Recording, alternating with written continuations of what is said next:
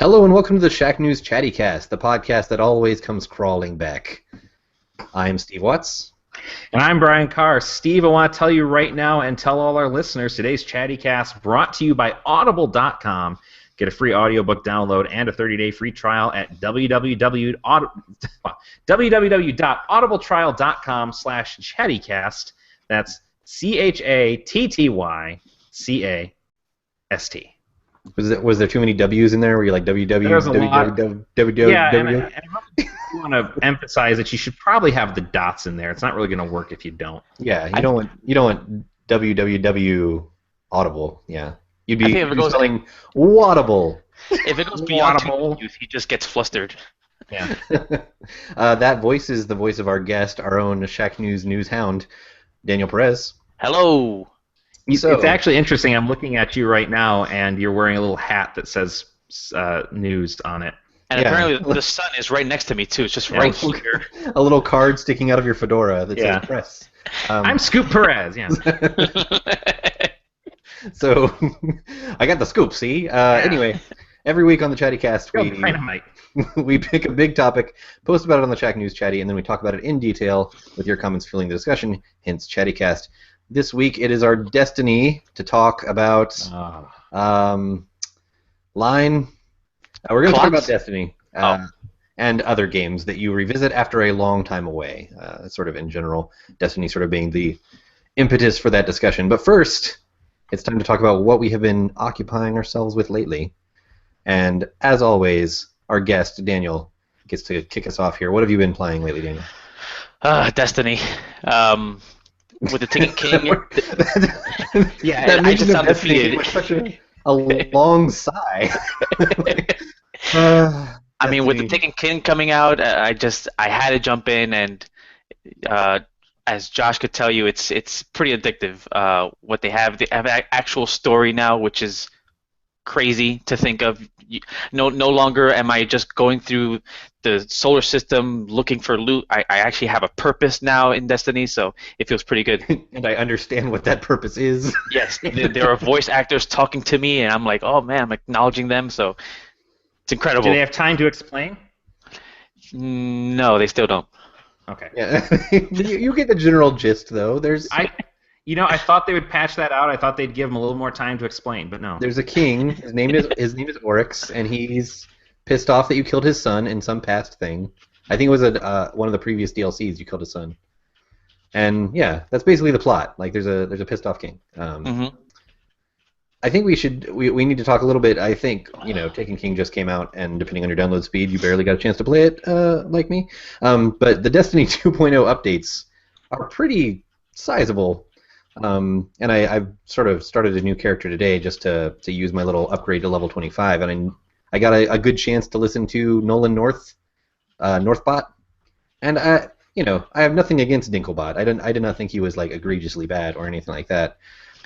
Like the internet seemed to for some reason agree that he was just terrible. But Nolan North, I like his performance. He sounds a lot more stilted and kind of C-3PO like. Which I kind of like for that character. Although sometimes I hear him going into like an English accent. I don't know if that's on purpose or he just randomly summons the penguin. Yeah, it's kind of strange. To be fair, when you're in as many games as he is, you might lose track. Like, am I supposed to be British for this one? No? Oh, crap. Yeah, he just walks into the studio. Hey, I'm Nolan North. Yeah. No, Norland. You got to do American. Oh, burgers and fries. Burgers and fries. Yeah. Burgers and fries.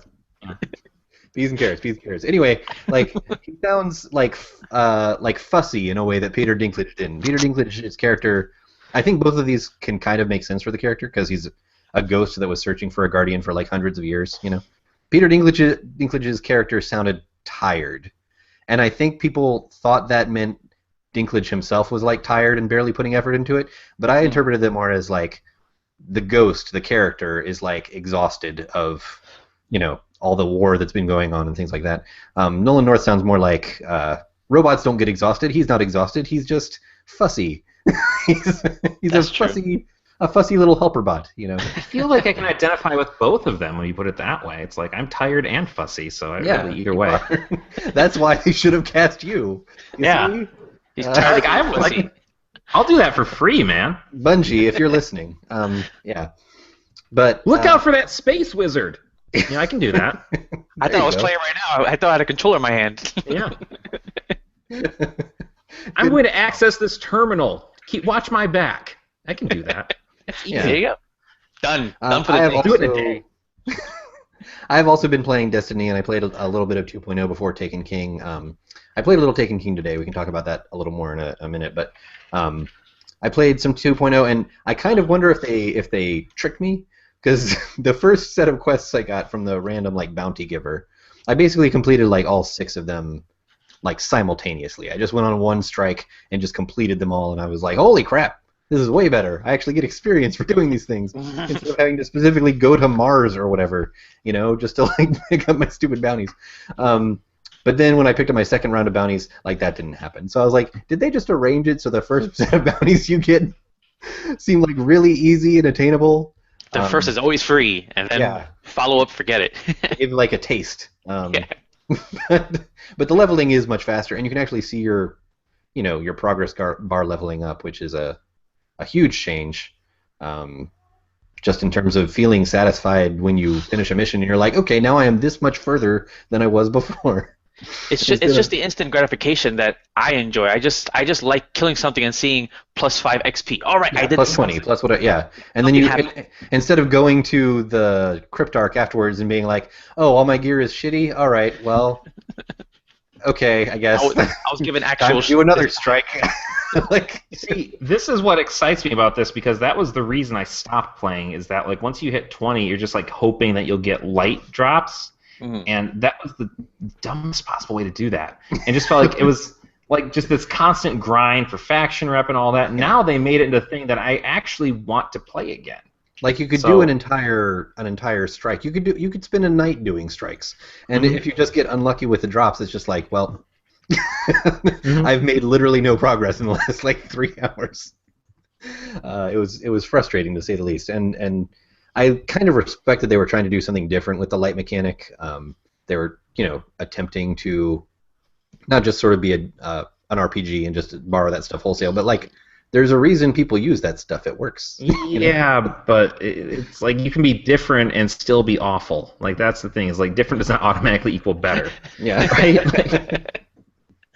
Yeah, exactly. So, Brian, I don't know if you're planning on picking up Taken King, but you don't really have to, because 2.0. The 2.0 update is just for everybody, so you can still get a lot out of it, I think. I think you should try and... I think at this point I would probably just go ahead and get the Taken King version, because I don't actually have my copy of Destiny because I got bored of it. I got tired of the grind. I forgot you had gotten rid of it. And I can still trade it in for about as much as I paid for it, so I'm yeah, sure, why not? But I will probably go back at some point and get the Taken King package when that goes down a little bit, because there's other games I want to play, but I do kind of have that itch to go back and see what's new in Destiny and enjoy that. So when that hits $40 or something, I'll probably be all over it. Yeah, right now it's $60 for the original game and the Taken King, right? Which isn't bad. Yeah, it's like you're paying for a new game. Yeah, it's $40 for the expansion alone if you have the base game or something like that, which is ridiculous. That's a little ridiculous. Yeah. And the season pass and everything on top of that was another $35. So I thought it was $42. I think it's been marked down to $35 now, because I was looking today. I was wondering if anybody had just put it on sale, oh hey, catch up with all the stuff. But and the box that came out yesterday has all of that in it, right? The $80 box. I think there's an $80 package that has everything or almost everything. Well, I would probably just go for that, but whatever. But now that we can do that, I have interest in doing that. So you're just saving it for Black Friday is basically what you're saying. Kinda, yeah. Because that's when it's going to be. They're yeah. So yeah, I'm digging Taken King so far. I played just literally one story mission, so I can't speak with a ton of experience, but I'm really digging it so far, and it really threatens to cut into my Metal Gear Solid time, which is frightening. I had nothing to do for months, and then bam, games. And now I have games competing for my time. So, Brian, what have you been playing? That was my little segment for you. I played some Metal Gear, but I think we're kind of... there's nothing I can really add to it. I haven't made that much progress. I have all the buddies now. I got Quiet. I have D-Dog. I have D-Walker. I don't really care about D-Walker.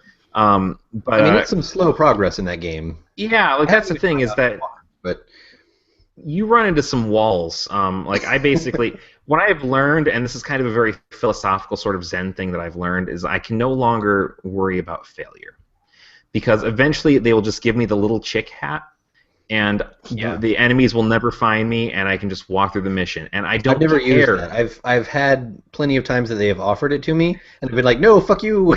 Well, no. Here's the thing: there are two levels. There's the chicken hat, right, Okay. and that lets you avoid getting detected 3 times. Then there's the little chick hat, which basically they will not find you.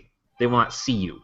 You just They will walk, not do anything. straight up walk through, and nothing Yeah, happens. and so I had a mission where I kept dying and dying and dying because it was essentially rigged against me. And so what I ended up doing is I did so bad, I found a level of bad I didn't even know existed, and they gave me the little chick hat. And I just walked in, Fultoned the truck out that I was supposed to get, and left. And the enemies were just standing around, staring off into the distance. And I felt no shame. And I felt that this is me growing as a human being. This is me growing as a Metal Gear fan. You no longer have the gamer pride where you're like, no, I refuse to use the chicken hat. I don't know if I ever did, but I definitely don't have it now. Yeah.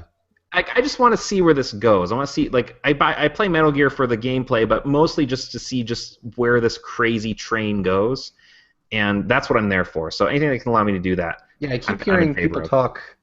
I keep hearing people talk in kind of vague terms about the ending, and I'm like, shut up. Like, this has been a game apparently it is big and crazy in a way that I need to see, but I'm nowhere even close to it.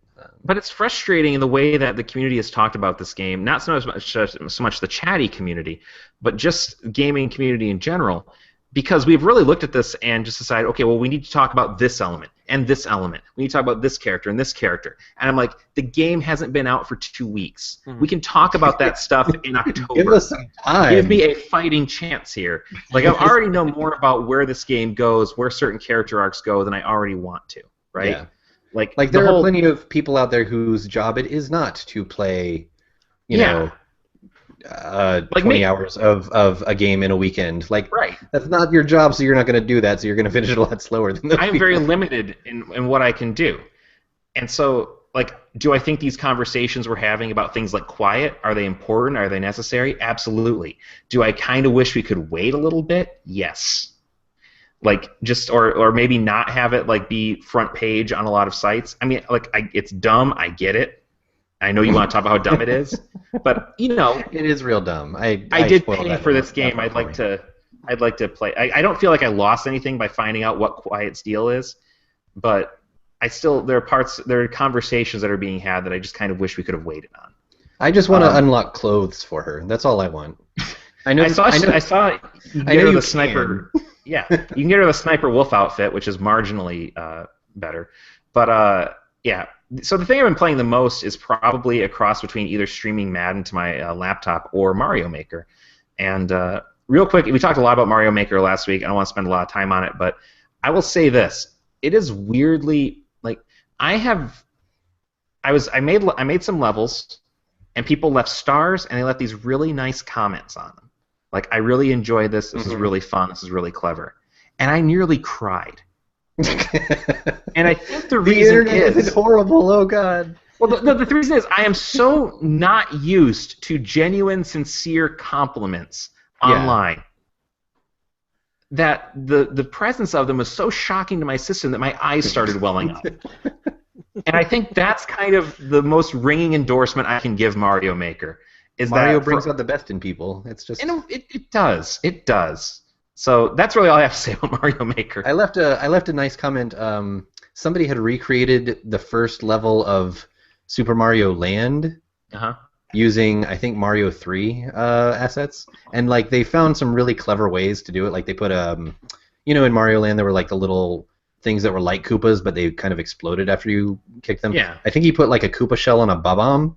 Oh, nice. To imitate that, and there were like really clever little touches like that, and so I made sure to leave him a nice comment, and I thought of you talking about how touched you were by people leaving nice comments for you. It's just so weird. I didn't expect that. Like, this is an emotion I was not prepared for. But it's fascinating. Like I love just seeing what people come up with. Sometimes it's asinine, especially like the expert 100 level Mario challenge. Oh, those are terrible. 100 Mario, yeah, like, it's just like they're garbage.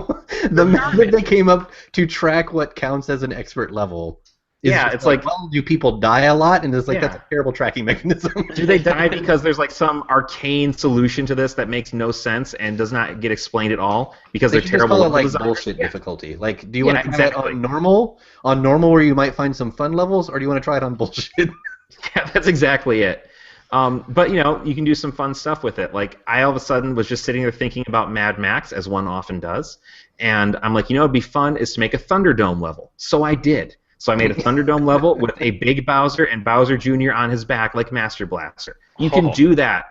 You can do that in Mario Maker, and that's another living endorsement for that game. Like just a giant Bowser with a fire-shitting piranha plant. Wow, it was disgusting. My God, you can do anything in that game. Yeah, like whatever dumb idea you come up with, you can probably do it in there, which I appreciate. They're very flexible tools. But yeah, that was my big boss encounter that I made was giant Bowser with a giant piranha plant, and not the biting kind, the spitting fire kind. So yeah, I did one where he like bounces on those note blocks, and people seem to like that. Like really, that's all it took? Cool. I will say that I don't know if this is my memory being deceptive or whatever, but I don't remember springs in the original Super Mario Brothers being as like fucking difficult to get the timing of when you spring off of it as it is in Mario Maker. I mean, like this is more just like I think it's more inspired by than a direct recreation of the physics. Yeah, it doesn't feel quite right because I'm like sitting there like pressing the button when I like hit on the downstroke, thinking I'm gonna do it, and I just never do. And some of the stages where it's like, well, you basically the gap is so big, you need to be pressing forward before you know if it worked.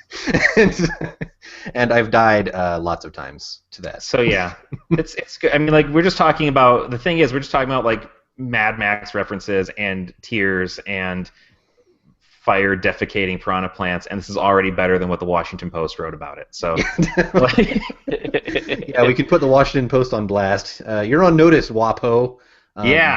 All that other great reporting you did doesn't matter because you were wrong about Mario Maker. I mean, shit. Their complaint isn't off base. It's the same thing that I kind of complained about in my own review, where I spent maybe about a paragraph saying like, hey, it's a little off base. The level. Well, hold on, I'm getting somewhere. I was like, hey, the level quality isn't great. Like, people don't, at least in the review sector, like, people don't know how to make a good level. And so you do hit a lot of crap. But Washington Post's review, for those who haven't read it, that's basically the entire review. Don't read it. It's just like bitching about how bad the levels are, which is, to me, strikes me as kind of unfair because that's not really Nintendo's fault. You're not reviewing the product at that point, you're reviewing the community. The product itself is these, really nicely made tools that are really easy to use and intuitive, and that's what I focused on with my review. And Washington Post barely touched on that, so I thought it was a little unfair. Yeah, but that's all I've got to say about Mario Maker for now. It's cool, and I'm glad that we are playing it as a culture. I think that's and great. One thing that you said about it, this might lead neatly into our big topic. I think last week, or maybe just earlier this week, after a few days with the game, you basically said, I don't think this is going to be a game that I'm paraphrasing you, that I just play a ton of. It's a game that I'll kind of check in with once in a while. Yeah, I'll check in with it maybe for a few minutes a day or something like that. I'm not going to spend hours with it, but when I do, I usually find something amusing or interesting or just something to kind of kill some time with. It's good for that. It's a game that I think the mechanics could burn you out pretty quickly if you played a ton of it. And as somebody who did play a ton of it, it's just hard to be creative like that all the time, for me anyway. For some of these people, it's just like it's second nature. I'm like, how are you so good at this? But exactly. But for others, I'm like, you should probably just stop. But it's a game that lends itself to the exact kind of play that we're actually talking about this week, which is revisiting games, specifically related to Destiny, revisiting a game after a long time away. Like, what tempts us to come back to a game that we've spent a long time away from? So, with that, we will launch into our big topic. This is how I pitched it to the chatty community. The launch of the Taken King, alongside the bevy of improvements introduced by Destiny 2.0, means plenty of lapsed fans are revisiting Bungie's MMO shooter for the first time in months. In an era in which our industry seems to move on to the next big thing at lightning pace, going back to a game that's a year old is almost unheard of. So this week, Chattycast pays a visit to the topic of revisiting lapsed games. What tempts us back after we've been gone? Do we need downloadable content, or will something as simple as a fresh playthrough or new story choices work? Our gaming schedule is too overloaded to go back to a game we've already finished, and what does the future hold for games that update regularly to keep the community engaged? So this is a fairly broad topic. Daniel, you actually wrote our impressions for Destiny 2.0, and you titled it "I'm Hooked All Over Again." So suffice to say, you are on board the Destiny train. How long did you spend away from it before diving into 2.0?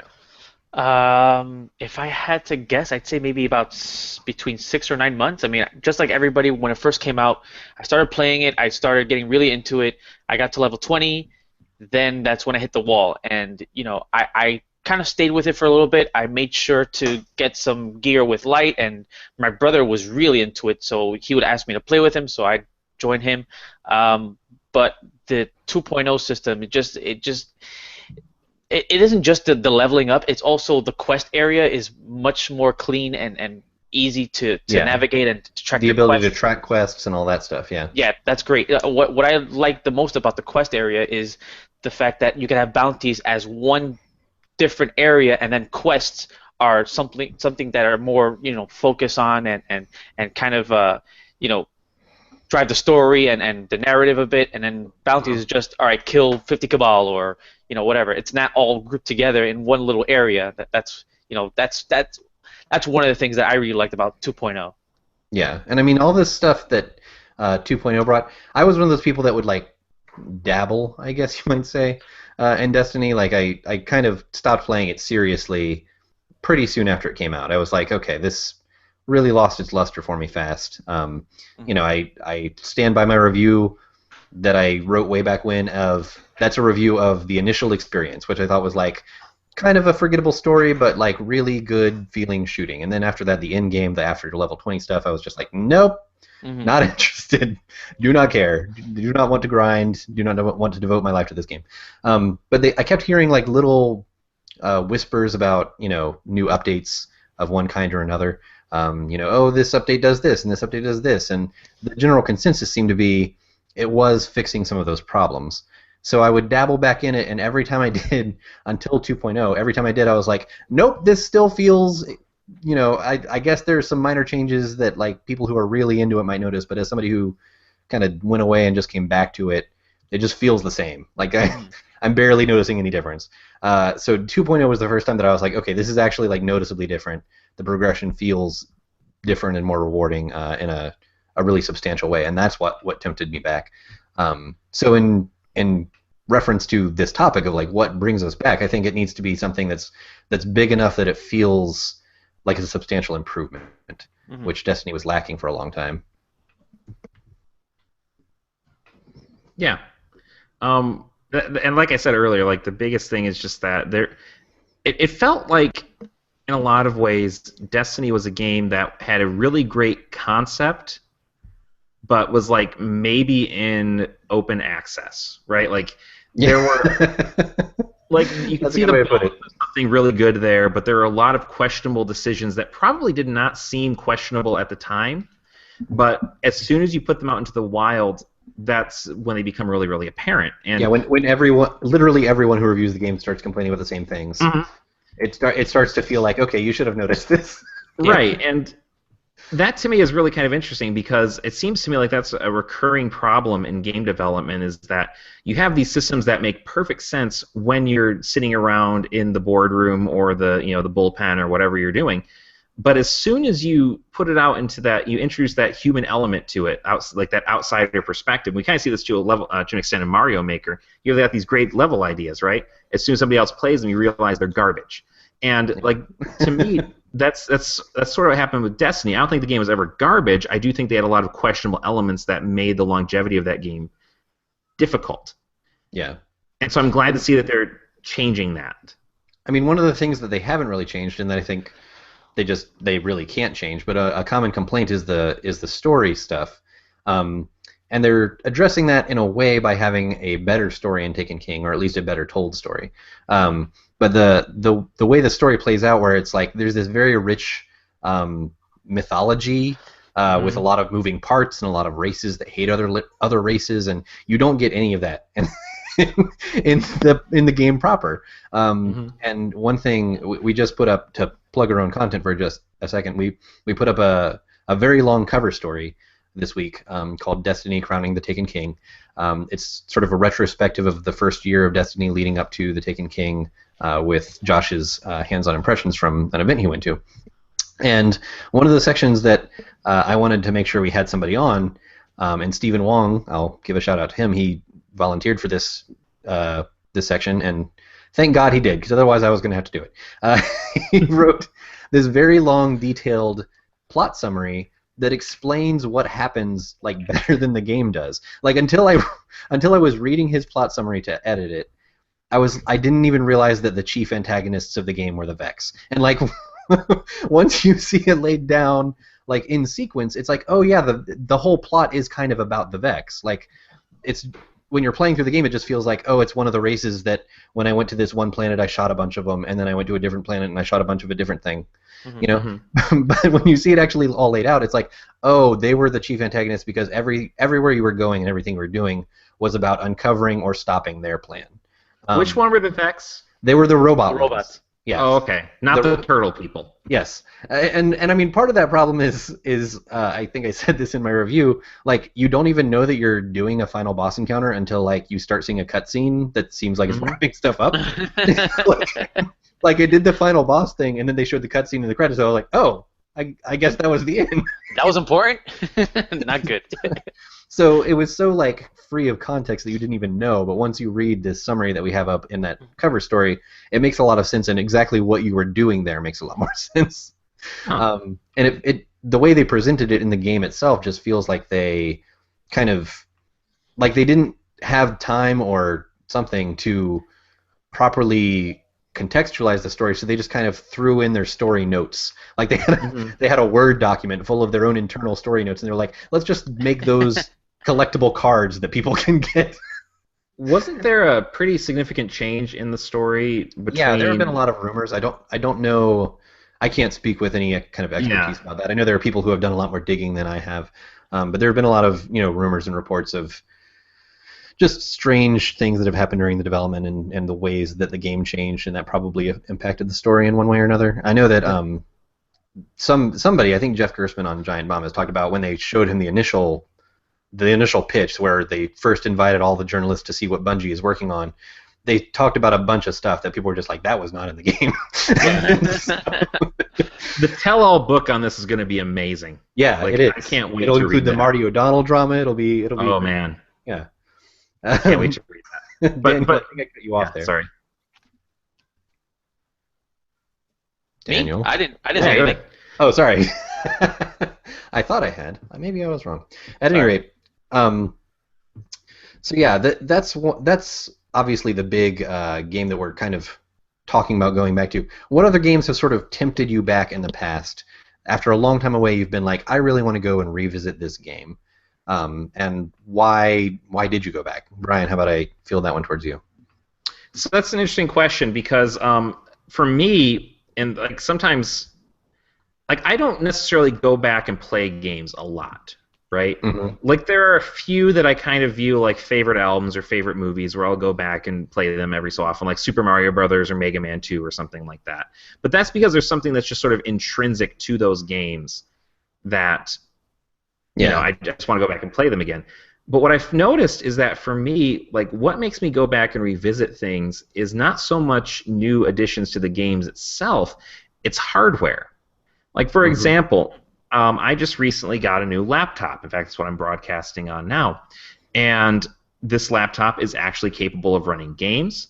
And so I had all these games that I wanted to try and all these games I wanted to go back and revisit. And I'm like, well, now I can do it. Now they'll look good. They'll look pretty. I can max out the settings. So that to me was like really, really attractive. Like I like going back and seeing like now that I have this new thing, how does this game look now? And that's really not something you can do with console games so much. But yeah, that's really a PC a Yeah. PC-focused thing. Yeah. But it is sometimes interesting to go look at the remaster. I think there are too many remastered games. Just to put that out in front right now. But it is interesting to go back and look at something like I will dabble with Saints Row 4 if it's on sale. The remastered version's on sale. Yeah, I'll go back and see what's different. I'll go back and see how it looks now. I just got a Castle Crashers remastered because I'm in the time frame where I owned it on Xbox 360, so I can get it for free on Xbox One. So I went back and I dabbled with that, and it looks better. It's higher resolution. It's 60 frames per second. That's cool. So that might be enough to get me at one night just sit down and just start playing Castle Crashers again because I loved that game. So anytime you can take a game and kind of make it look different, or maybe go back and appreciate things you couldn't before because of whatever limitation, that's what attracts me more than adding patches and stuff like that. Yeah. But there's also something you said for expansion packs, right? Yeah, that was sort of the thread that ran through this. Maybe because I set the tone with Destiny, but to read a comment, Degenerate said for Fallout 3 he played a lot in the launch, and then just kind of put it away until all the DLC had been released, and then he started over from the beginning because he wanted to do a different type of character for the playthrough. But he also brings up something else here that I think I want to address as a good impetus for replaying games. He said there's also games like Portal, Max Payne 1 and 2, and Half-Life 2 that I just get the itch to play through again. We all kind of have games that I think are comfort food. We play them because we know them so well. But I think Portal is an interesting example because I played through Portal 1 several times, and Portal 2 at least twice that I can remember, because Valve has this tendency to put developer commentary in theirs. And the first time through, I don't want the commentary. Some games give you the option to do it just your first time through, and I don't want that. I want to just experience the story. But then once you play through it once, see the credits, then it unlocks the commentary. That tends to tempt me back to play it again because I want to hit all the little nodes and hear what they have to say about this setting was thought up by this person who thought we needed this kind of color scheme to set this kind of mood. All that sort of behind the scenes stuff is interesting to me, and I'd like to see a lot more of that. For some reason, Valve is the only people that kind of consistently do it, and they only put a game out every decade. Yeah. Grim Fandango did a great job of that kind of stuff. Yeah, that's true. I forgot about Grim Fandango. That was the remastered edition that came out pretty recently.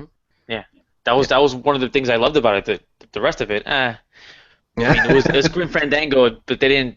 I'll get into it another time. They didn't upgrade it as much as, if I remember your review, it's basically that they didn't upgrade it in the ways that you kind of would have liked to see them do a remaster. When I think remaster, I think of another kind of remaster, not whatever they did. The same basic thing. But the commentary track was pretty cool. I didn't actually get all the way through the remaster of Grim Fandango, but I played the first few hours, and I was always checking on the little commentary areas and things like that. And plus, with games like Portal and Grim Fandango, they can infuse a little humor into it. It's not all, I can't imagine what the commentary for Gears of War would be. We wanted this setting to look kind of grayish. Yeah. We thought, why not blood? Oh, good. It was really important to us that the chainsaw sound like a chainsaw. It doesn't have as much. Well, I don't want to say it doesn't have as much personality, but it doesn't have as lighthearted of a personality that you can kind of enjoy hearing people talk about it. But maybe our design back here was very muscular necks. Yeah. Well, basically, how we designed him was we took a ham. Anyway. And just stood on its end and thought, okay, we make a hero. Now give it a face. Marcus Phoenix, a ham with a face. Here we go. Yeah, exactly. He's a ham with a bandana and a face. So Him Troll also chimed in. He said he thinks the drive to come back depends on what game it is. He started Diablo 3, and when Season 4 started, after initially giving it 20 hours, he got bored. The game was boring at launch. There wasn't really anything to work for. And then after Reaper of Souls and a bunch of other quality of life changes, it really brought him back. And it feels like a totes different game, he said. I like how he phrased that. Well, he's absolutely right in that regard. Reaper of Souls dramatically and for the better changed the Diablo experience. I think Reaper of Souls and I think Diablo and Destiny are probably the two most recent examples where updates have just really radically changed the face of the game. They're very similar. Very much loot-driven games, Yeah. I wonder if there's something to that connection of why those are the kinds of games that tend to get these huge changes. Well, do you want to go deeper? Do you want to go deeper down the rabbit hole? Let's you do notice it. how how a lot of the stuff in Destiny looks like Blizzard design. We got like 5 minutes left in this segment. Let's go for it. Like, because I was looking at the guns and the armor and stuff like that. I'm like, this looks like Blizzard designed it. So I think they are literally taking cues from each other when they were designing Diablo and Destiny. That's pretty funny. Yeah, I mean, like, I haven't gotten a lot of exotic gear, but from what I hear, that's when it starts looking like really crazy and distinctive, which is kind of what you want in a loot-driven game. You know, if everybody just kind of looks basically the same. You know, like I run a warlock as my main, and like for the longest time I would just be like equipping different helmets, and I'm like, the visor looks slightly different, I guess. Like I can't even tell. Like who cares? This one has a horn. Great. Yeah.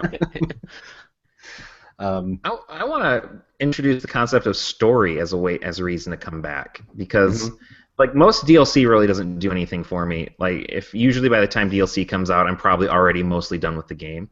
But I'm looking at things like BioShock Infinite, right? Like I was incredibly excited for the DLC for BioShock Infinite because I love that story, I love that world, and now we're going to get this new story. And like they never said anything specifically about what it was, right? Like they just said there's going to be a new single-player story. I'm like, oh man, they could do anything, because literally the purpose of BioShock Infinite is that anything is possible. And then they're like, it's going to take place in Rapture. I'm like, okay. And it's going to take place, it's going to tell you how we got to the start of BioShock 1. I'm like, okay.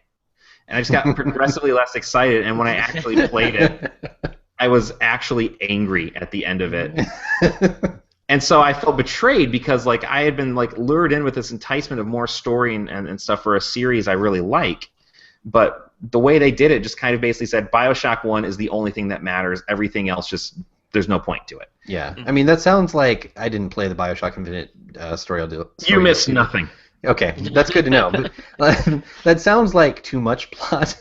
I think this is going down a slightly different rabbit hole, but just to mention it real quickly, I think the way that BioShock 2 handled its DLC was probably much more successful because it wasn't trying to be this all-encompassing, you know, let's tie all the universes together kind of thing. Yeah. It was just like, here's an interesting little story that takes place in this world, starring a completely different guy, you know, like tangentially related to anything that you know now, but it was a really well told story just by itself, and that's what made that one so great. It was brilliantly designed, and I think you're absolutely right in that the reason it works is because it has nothing to do with the main story. Like it has very little to do with the main story, I should say, and like it's just this other thing. Whereas Burial at Sea is kind of like, okay, we got to get Elizabeth and Booker in there. Like you really don't crowbar them in there. Like, can I tell you? Like, I could spoil like what happens in it basically and explain why I don't like it. But yeah, I don't know if anybody. I think it's been long enough. Yeah. Like so, basically, the entire thing is just a retcon to make Elizabeth the one who gets the "Would you kindly" codes to Atlas. Like she basically discovers the. That's it. Paid $20 and spent. Well, she doesn't do it willingly. Like she actually ends up like sacrificing her life trying to keep him from getting him, but it doesn't work.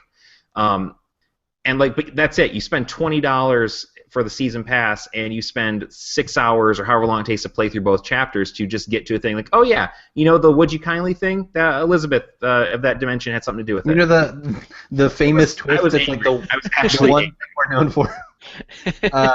Before we move on, I know we only have like a couple minutes here, but before we move on, I want to really quickly touch on the idea of not so much story as DLC, but story as far as different choices, because Himtroll touched on that too. There's games like Total War, Crusader Kings 2, where the experience can just be different and you just want to go again.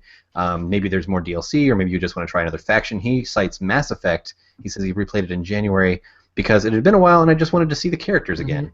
I would love to revisit Mass Effect someday when I have 120 hours to play through all 3 games again. Maybe I'll do that. But that's a good example of a game where like you can just make. I know it's sort of the paradigm that people talk about all the time of like, oh well, it's filtering you down one path. But that's a game that I would like to kind of see other possibilities for. And there's a lot of games like that nowadays that are coming out as far as giving you some agency in the story, or at least making you feel like you have agency in the story. So do you guys tend to replay those, or you just kind of do it once and you're happy with your choices?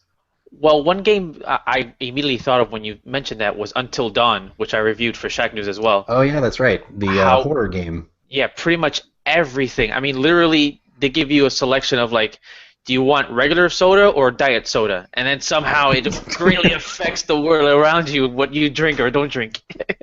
to play this.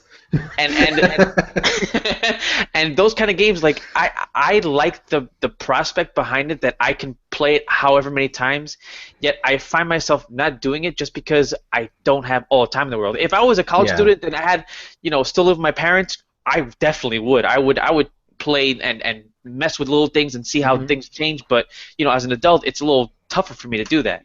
There's so many games coming out that if they came out when I was like 13 and could only afford one game for like a few months, oh, forget it. They'd be a godsend, Yeah. But that's not the reality that I live in anymore. I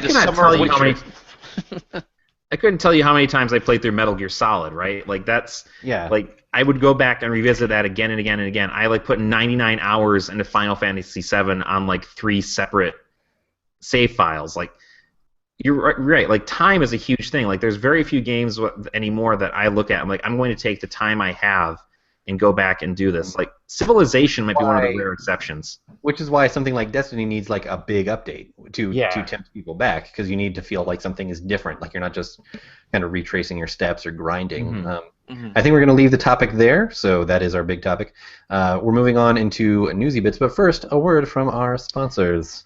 All right, Steve, thank you. Let's talk about our sponsors, Audible.com. They are offering you, the listeners of the Shack News Chattycast, a free audiobook download as well as a free 30-day trial to check out the service. Lots of great books on games, tech, hundreds of other topics, literally anything you can think of. It's there on Audible.com for you to choose from. And every week we're going to highlight a book that we've personally enjoyed and think you might too. This week, since we're talking about Destiny and all those other games that make us happy because they're built around feedback loops that give us iterative goals and tasks that we can accomplish and revisit. And endorphins. Yeah. Why not check out the brand new, literally brand new, just came out yesterday, Tuesday, September 15th, 2015, new book by Jane McGonigal called Super Better. We've talked about Jane McGonigal's work here. We've recommended in the past. This expands on her earlier work about the power of games to make a reality more rewarding, and instead focuses on how video games and the science they inspire can facilitate healing, weight loss, recovery, self-improvement, all the things that we find so challenging to deal with, how game science can actually make that better. It's a really interesting book. I've read about half of it in the day since it's come out, so if that counts for anything, great. Check it out, or check out any of over 150,000 other titles with your free audiobook download. Just visit audibletrial.com/chattycast. That's audibletrial.com/chattycast. Really interesting thing in there, by the way, about how Tetris can actually be used to not only treat, but also act as a vaccine against post-traumatic stress disorder. So definitely worth checking out. I think I read an article about that a while back, but that's interesting. So, on to newsy bits. Our first one today, just a quick mention of all these news items. Nintendo has tapped its next president, and since the passing of Iwata, our first show with a new format actually was sadly about Iwata's passing. So this is sort of a bookend to that. Grand premiere, like a total bummer. Yeah, we started with a bummer. But Nintendo has tapped its new president.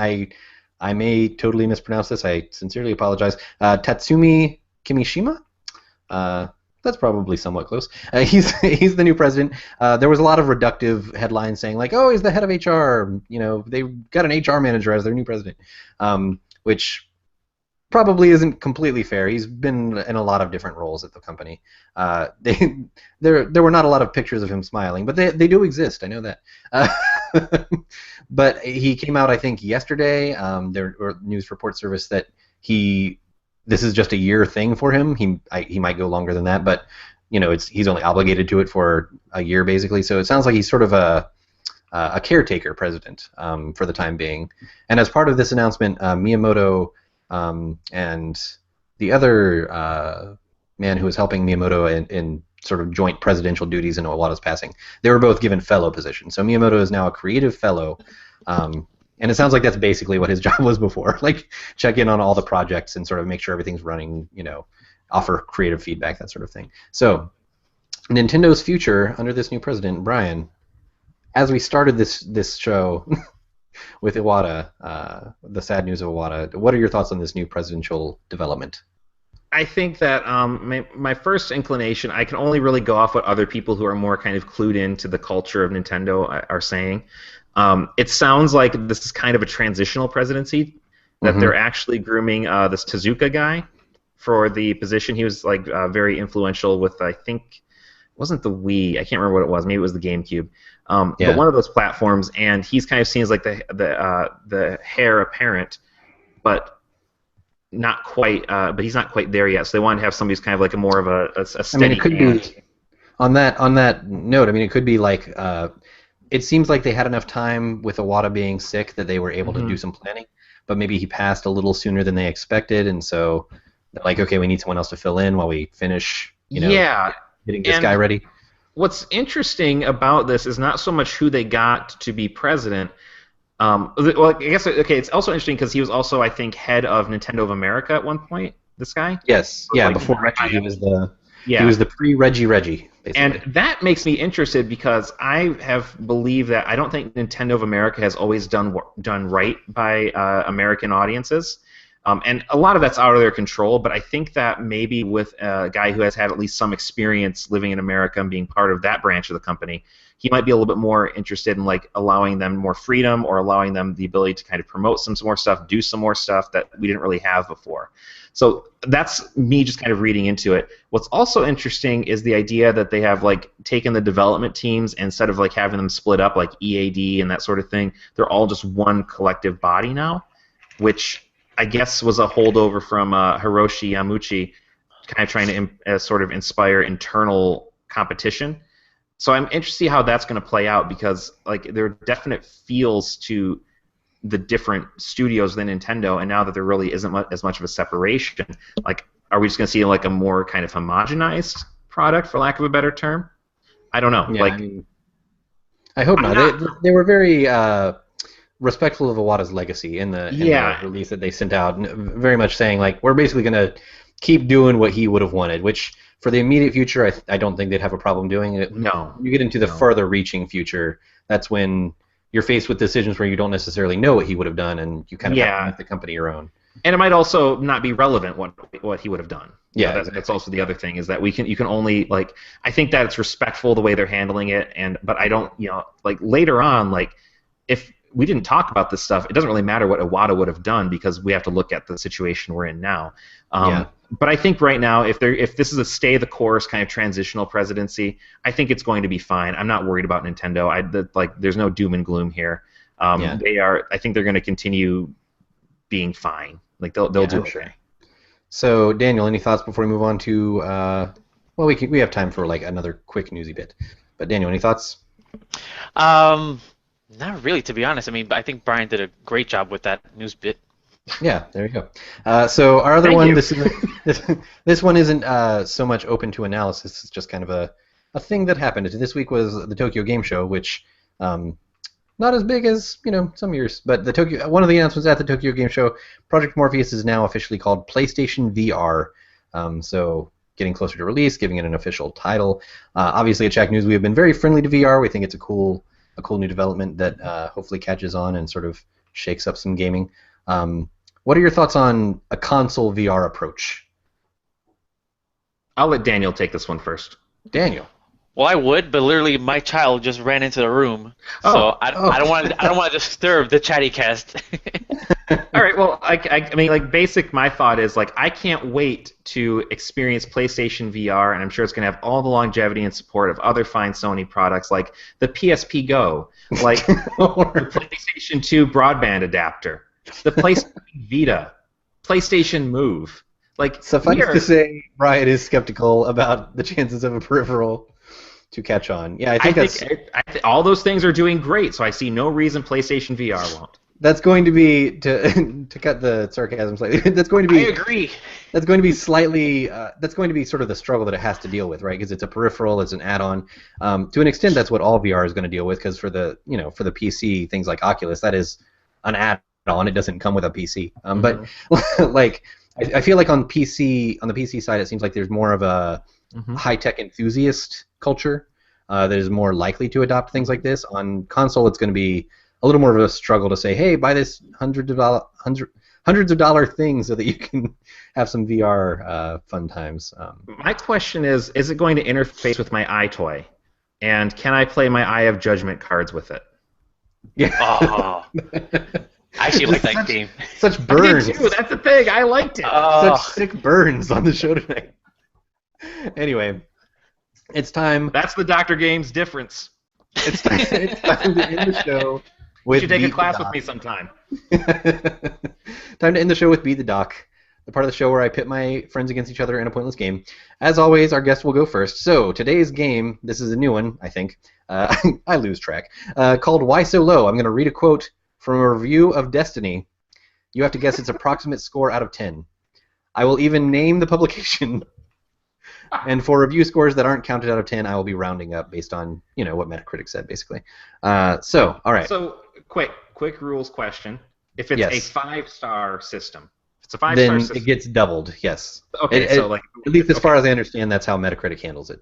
All right. Yeah. Just so we're All clear. right. And also, just again, for the sake of argument, I do not get the answers to these in advance. I have no idea what's happening. I spring these on him when the show happens. All right. First up, Daniel. This is from Games Radar's review of Destiny. And again, these are all Destiny reviews. Vast, beautiful, and endlessly satisfying, Destiny is like a gradually opening puzzle box of ever more involving FPS depth. These are all, I should say, reviews of the initial release of Destiny, not any updates or anything like that. What score does that sound like it would get? Out of what, 10 or 5? Out of 10, yes. I'd say an 8. Oh, I'm sorry. That was a 9. That was a 9 out of 10. Oh, I was thinking between 8 and 9. Dang. Yeah. You go with the you went with the lower one, which is the Shack News policy when you're torn between two scores. That's probably why. So Damn good you, Shack job. News. You've tainted me. Brian from Polygon. Are we using we should have used Price is Right rules, like be close without going over? Closest without going over? Yeah. Well, you're not both guessing. You're taking I turns. guess. So Fine, whatever. all right. It's your game. Go ahead. From Polygon. As just another game, Destiny is a confusing combination of often at odds elements. It presents itself as ambitious, almost boastful, while seeming strangely safe and reserved. I'm gonna say What kind of that's score do you think that gets? Oh, I'm gonna say that's a 7. Oh, that's a 6. You're both a little off. Just a That was my little off. second guess, actually. I was Destiny thinking gave it it was a either gonna be 6. 7 or a 6. Polygon initially gave Destiny a 6. It has probably updated since then, based on how Polygon works. They update their scores. So, Daniel, from Killscreen. this sounds very negative. From Killscreen. Today, of course, Destiny is a mess, but I sympathize with it. Wow, that's the review? That's not the review, but that's a line from the review. Yes. Okay, man, if that was the review, I'm ready to word. Yeah, he had one sentence. It's too much fluff in my pieces. Oof. I don't let you guys get away with a word count of 10. What was the site again? Killscreen? That was from Killscreen. Yes. I'll go. That sounds like a 5. No, that sounds more negative than it actually is. That was a 7. What? I don't know. That's not really negative. It sounded really negative though. Yeah, I know. All right, Brian. This is a dumb game. I'm just gonna say it right now. I like it actually. I do too. I'm just saying this is fundamentally a dumb game. It's hilariously stupid. All right, so Brian, IGN. This one is from IGN. I tried to choose recognizable, fairly big name sites that people would recognize. IGN. Destiny is a mechanically excellent, visually evocative FPS housed within an underdeveloped RPG framework. The endgame might hook you for the long haul once you fully understand it, but Destiny is ultimately unable to be all the different games it's trying so hard to be. You said this is IGN? That is IGN, yes. Okay, they use points. Does the decimal count? I mean, they're out of 100, and in cases where it is not an exact number, I round it up, if that helps you. Oh, then I was going to say 7, but I'm thinking that would make it an 8. That was, in fact, an 8. Yes, that was an 8. So Brian is ahead with 1 point. Because IGN Daniel, scale starts at 7, so we just kind of Daniel, go from there. so that sounded like around the middle of IGN. So Daniel, this one is not from as big a site as most of the others. It's from Game Critics. In its current state, Destiny feels unfinished and unfocused, but I imagine that things will be looking quite different within a year's time. That is an oddly prescient review They knew from something. Game Critics. Yeah. I'd say a 6. That was a 5. I'm sorry. Wah wah. The doc won this time. I chose that one actually because it is the lowest score listed on Metacritic. It's listed actually as a 45, but as I said, I was rounding up. So yeah. If that's the lowest score, that's not too bad. Again, weird that sounded like not that negative. Yeah. It was the lowest score. Kill Screen sounded incredibly negative. I was gonna say like a 3 for Kill Screen. I gave it a 7. Yeah. So just a little look into how weird it is to try to make scores match text, everyone. If you didn't already appreciate the art of that, maybe now you do. Can I be honest? Like, I was just gonna say 7 for every answer. 7, yeah, 7, all 7. It's like I'm like that jerk on Price is Right who just goes $1. Like I'm just gonna keep saying the same thing. How weird is it that like games in our line of work, games just always get like you never see a game below a 5. Like it doesn't happen unless it's broken. We have like 4 points on a scale that mean broken. How broken is it? Yeah. What degree of broken? I will say again on the Shack News scale, 1 means broken. 2 through 5 are like different levels of bad. Actually, 5 is supposed to be like total middle of the road, and then everything 6 and above is good. Everything 4 and below is bad.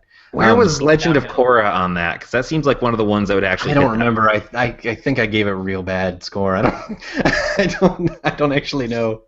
It was like a solid 5 if you ask me, but out of 10. Like. We didn't do review scores as of the time that I did the Steel Battalion review, but that's like my gold standard of if we had been doing review scores, it would have gotten a 1. Because 1 means shit's broken. Mm-hmm. It's don't play it because you can't play it, that kind of thing. I just looked up the Legend of Korra. I got a 5. I got an average. Yeah. It's about right. About right. And my positives, I said the cutscenes were nicely animated and pro bending was good. But the combat was clumsy, and the plot was nonsensical. Yeah, so that was my review for Legend of Korra. Anyway, that is the show. So, Daniel, before we get out of here, do you have anything going up on the site or already on the site that you would like to plug yourself? News. Read the news on Shack News because that's what I do. News is Daniel's department, so the half of our name is up to Daniel. It's fine news. It's fine news. Yeah, he's in charge of the news. I'm in charge of the shack. That's how it works. So anyway, did I get the .com? Yeah, Brian gets the .com. No, I think Asif gets the .com. That means company. Oh yeah, that makes anyway. Get the www or something. So that is the show. We have closed our contest, so this is the last time mentioning it. I'll be trying to, start up a new one sometime soon and sending out notices to that if you won shortly. And yeah, that's it. So for the Chattycast, for Daniel Perez, I'm Steve Watts. And I'm Brian Carr. And we will see you on Chatty.